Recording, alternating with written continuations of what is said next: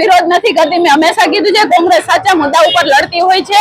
આ જે game zone બની રહ્યું છે ખરેખર ગેરકાયદેસર જ કહી શકાય. કોઈ દિવસ કોઈની જોયું છે કે બ્રિજ નીચે ગેમ ઝોન બન્યા હોય, તમારી પાસે આટલી બધી ખુલ્લી જગ્યાઓ છે, કેમ એનો ઉપયોગ નથી કરતા? પણ આ એવું લાગી રહ્યું છે કે રાજકોટ મ્યુનિસિપલ કોર્પોરેશન અને ખાસ સ્ટેન્ડિંગ કમિટીના ચેરમેન એમને વધારે ઇન્ટરેસ્ટ હોય છે રાજકોટનો વિકાસ કરવામાં. એ ઘણી બધી રીતે સમજાવી દેતા હોય છે કે અમે વિકાસ કઈ રીતે કરતા હોય છે, પણ મને એવું લાગે છે કે સ્ટેન્ડિંગ કમિટીના ચેરમેનના જે મળતિયાઓ છે એમને ખુશ કરવા માટે અને એમને કામ ધંધા મળી રહે એના માટે ગેમ ઝોન તૈયાર કરવામાં આવી રહ્યો હોય. કારણ વારે વારે સમજાવવાની કોશિશ કરી રહ્યા છે કે અમે આ ગેમ ઝોન શું કામે બનાવી રહ્યા છીએ, જે ખરેખર ગેરકાયદેસર અને અયોગ્ય છે. કારણ કે પુલ ગમે ત્યારે ધરાશયી થઈ શકે, એની જો સ્ટેન્ડિંગ કમિટીના ચેરમેન લેખિતમાં જવાબદારી લે તો કરવું જોઈએ. હું એમ કહું છું. ગામના ગેમ ઝોનમાં તમે તાળા માર્યા છે અને જરા પણ સેફ નથી, જરા પણ ક્યાંય લાયબિલિટી નથી સેફટીની, ત્યાં તમે ગેમ ઝોનને પરમિશન આપો છો.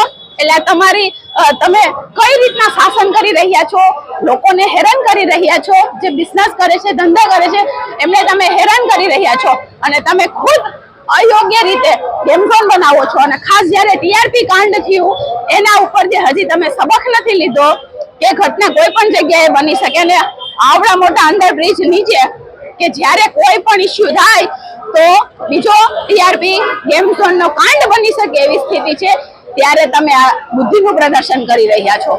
2 દિવસ પહેલા કોંગ્રેસ પક્ષે એક મ્યુનિસિપલ કમિશનરને આવેદન પત્ર આપવામાં આવ્યું હતું કે કેકેવી બ્રિજની નીચે જે ગેમ ઝોન છે એ રદ કરો, પણ આજ સુધી કોઈ અમને જવાબ ન મળતા તો આજે કોંગ્રેસ પક્ષે લોકોના જાહેરમાં સૂચનો માંગવામાં આવે છે કે આ બ્રિજ થવો જોઈએ કે ગેમ ઝોન થવો જોઈએ કે ન થવો જોઈએ એ બારામાં, પણ આજ સુધી કોઈ કરવામાં આવ્યું નથી. એટલે આ ગેમ ઝોન રદ થવો જોઈએ.